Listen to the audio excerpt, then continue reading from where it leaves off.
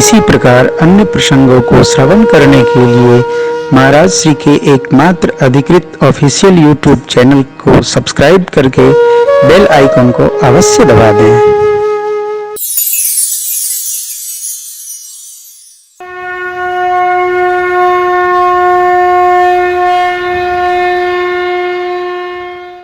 छोटों को स्नेह देने से बड़ों को आदर मिलता है।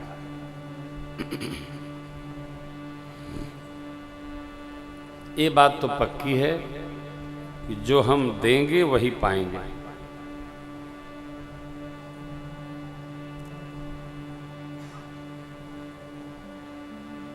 एक बौद्ध कथा है,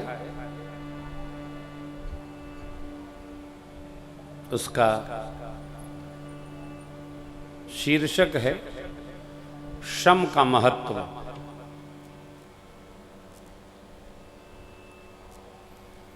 हेनरी फोर्ड अपनी अर्धांगिनी के साथ सवेरे सवेरे टहल रहे थे। बड़े आदमी,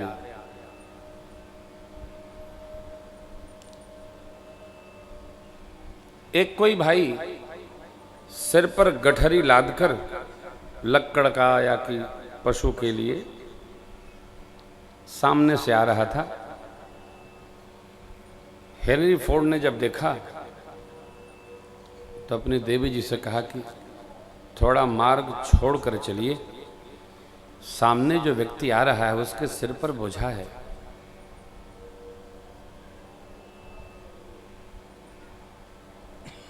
अर्धांगिनी बोली, हम अरबों के मालिक हैं, मैं मार्ग क्यों छोड़ूंगी, वो छोड़े। हेनरी फोर्ड ने कहा, ऐसा नहीं है, हम तो सामान्य टहल रहे हैं और वह व्यक्ति हमारे देश के विकास में हमारे टहलने के समय पर श्रम करके अपनी रोजी रोटी का प्रयास कर रहा है।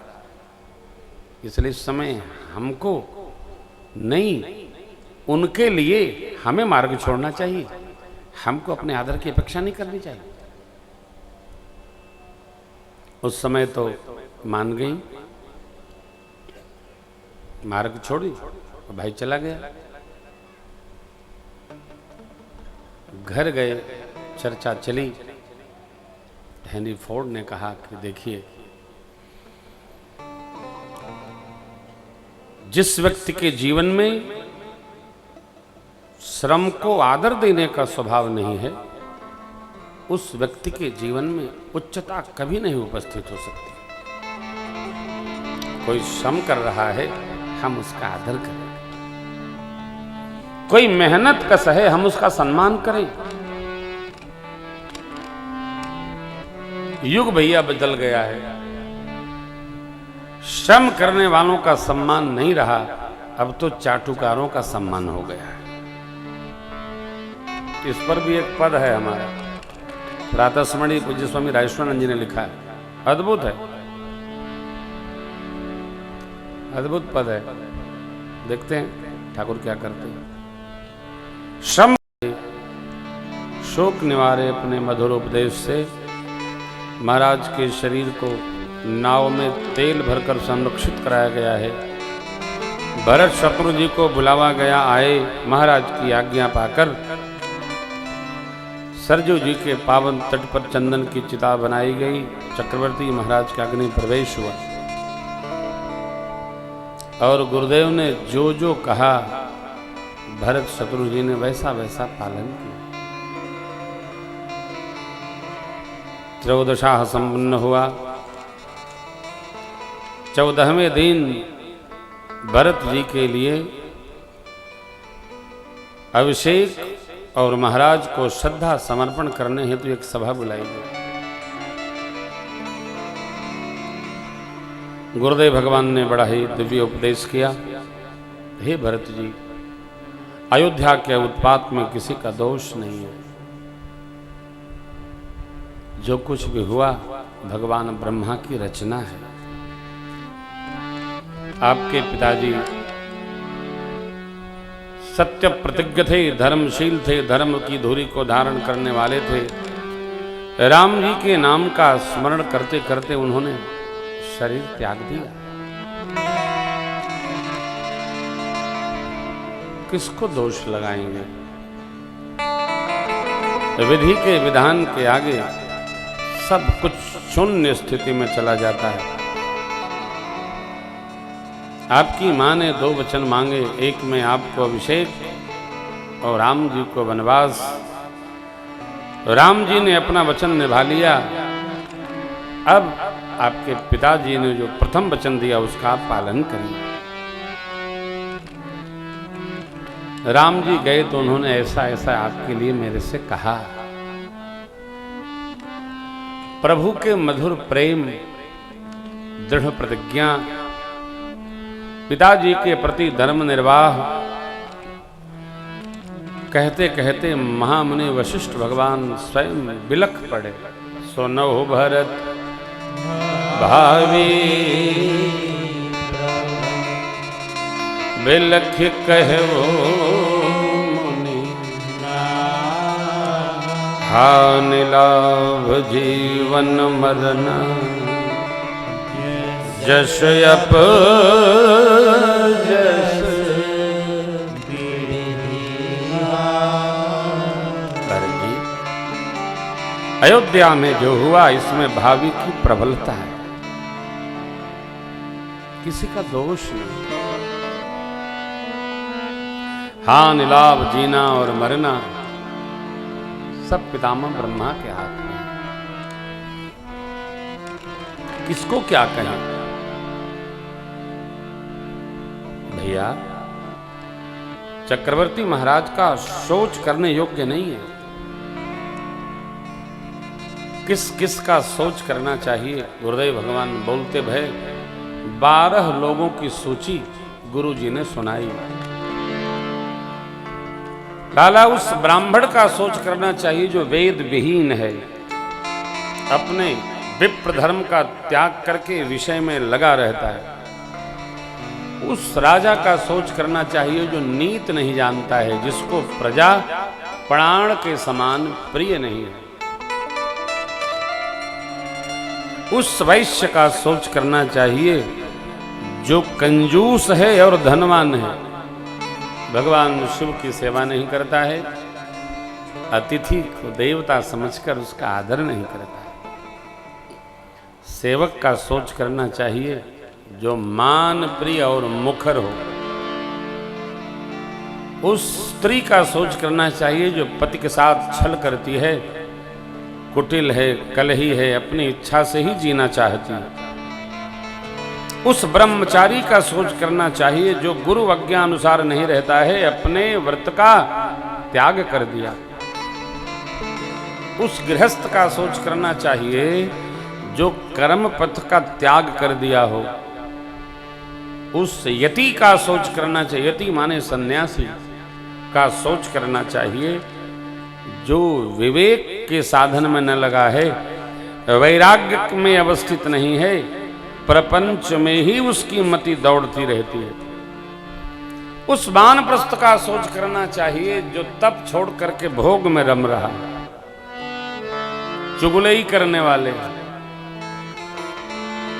अकारण क्रोध करने वाले, माता पिता भाई बंधु गुरु सबसे द्रोह करने वाला जीव सोचनीय है। दूसरे की हानि करे, कैसे उनका बुरा हो, ऐसा जीव ही सर्वकाल सोचनीय है। जो अपनी चिंता करता है, निर्दयी है, बहुत द्वेषी है। सब प्रकार सोच उस व्यक्ति का करना चाहिए जो छल छोड़कर भगवान का न हो गया। सोचनीय सब ही विधि सोई, जो न छाड़ छल हरि। सोचनीय नहीं भुवन 4-10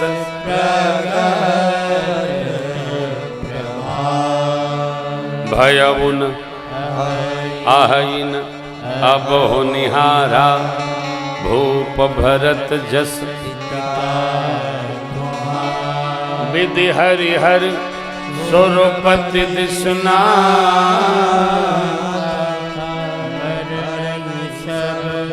दशरथ ब्रह्मा विष्णु शिव समस्त दिग्पाल आपके पिताजी के जीवन की, धर्मशीलता की, ऐश्वर्य की प्रशंसा गुणगान करते।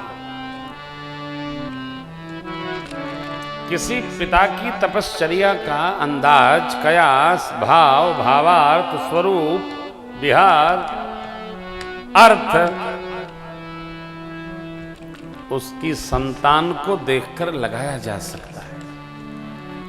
गुरु जी कहते हैं, लाला कहु तात के ही भांति को करिह बड़ाई,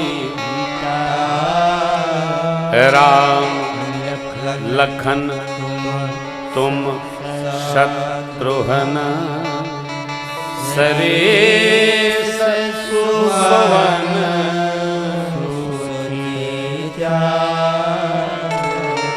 राम लक्ष्मण भरत शत्रुघ्न, हे लाला राम जी, लक्ष्मण लखनलाल जी, आप और शत्रुघ्न जिसके ऐसे 4 लायक पुत्र हों, उस पिता की प्रशंसा कौर नहीं करे। महाराज सब प्रकार से भाग्यशाली थे, बड़ भागी थे। उनके लिए व्यर्थ शोक करना ये विवेक नहीं है।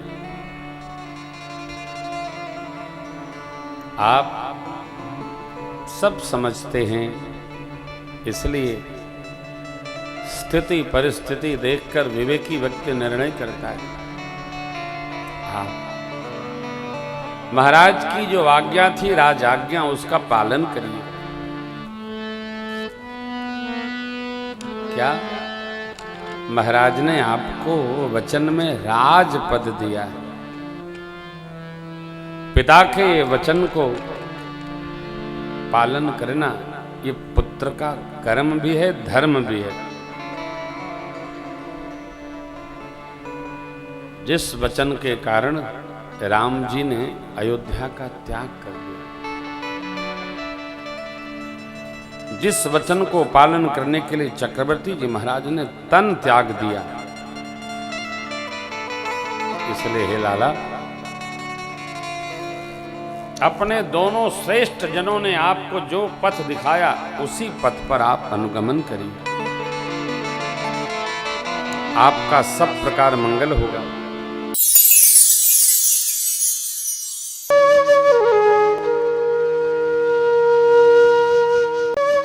इसी प्रकार अन्य प्रसंगों को श्रवण करने के लिए महाराज श्री के एकमात्र अधिकृत ऑफिशियल YouTube चैनल को सब्सक्राइब करके बेल आइकन को अवश्य दबा दें।